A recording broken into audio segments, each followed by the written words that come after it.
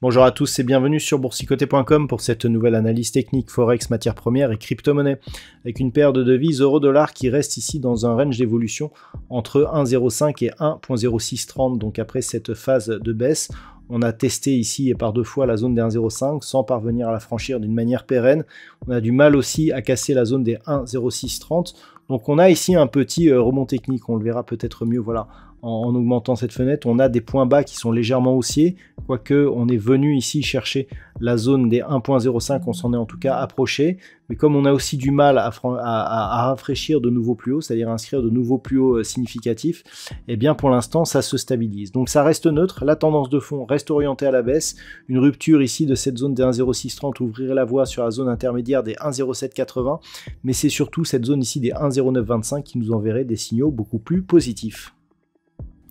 Sur la paire de devises livre sterling contre dollar américain, eh bien on est là aussi sur une phase de neutralisation autour de la zone des 1.2130. C'est la zone des 1.2320 qui donnerait le signal d'un retournement avec dans cette éventualité un objectif ici qui serait fixé à 1.2610 alors que la rupture des 1.20 eh bien donnerait un très fort signal de baisse puisqu'il s'agit d'un niveau historique sur cette paire de devises. Pas grand chose au niveau des indicateurs techniques, donc on attend des éventuels tests des niveaux horizontaux.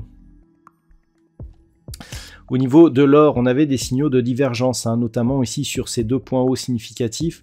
On le voit ici au niveau des histogrammes du MACD qui étaient baissiers. Au niveau du RSI, ça va, on était quasiment sur une poursuite du mouvement haussier.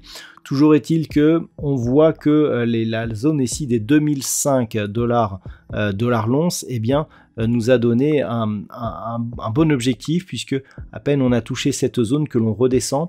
Alors la redescente, tant qu'elle reste au-dessus des 1957 dollars l'once, eh bien elle ne remet pas en cause donc la dynamique haussière.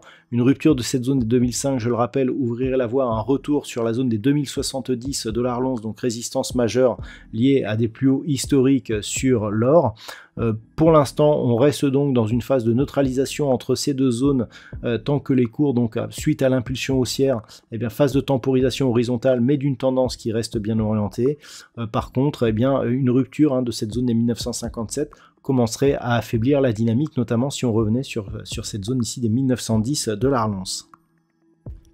Au niveau du WTI, c'est la zone des 80,50 dollars le baril qui retient pour l'instant les cours. Je rappelle que si on parvenait à casser cette zone ici d'une manière plus forte, eh bien les cours du pétrole basculeraient dans une dynamique baissière puisqu'on aurait une succession de points hauts et de points bas qui seraient donc négatives. Donc pour l'instant, on a bien résisté sur cette zone, donc c'est relativement neutre. Mais en cas de rupture, eh bien, on serait sur une phase de consolidation, donc l'objectif serait cette zone ici des 76,30. Entre donc 80 et 88 dollars le baril, ça reste neutre. Il faudrait repasser au-delà des 88 depuis ce point bas, eh bien pour repasser, enfin ou en tout cas tenter de repasser dans une dynamique haussière. Et enfin, au niveau du Bitcoin, on dirait que ça se stabilise, même si nous avons eu un nouveau plus haut hier qui a été confirmé aujourd'hui. On a une petite dynamique donc qui reste haussière, mais qui reste au voisinage de la zone ici des 35 000 dollars pour un Bitcoin. Je rappelle que le prochain objectif se situe ici sur cette zone des 40 500 dollars pour un Bitcoin. Donc pour l'instant, on n'y est pas. La crypto-monnaie ici, eh bien, pour l'instant, reste dans une dynamique forte et haussière. Au niveau des indicateurs, on a une divergence sur les histogrammes du MACD, une petite divergence aussi au niveau du RSI, une baisse des volumes, mais alors que nous avons tous ces signaux qui convergent vers une phase de consolidation, il n'y a pas de consolidation, on voit qu'on continue à monter.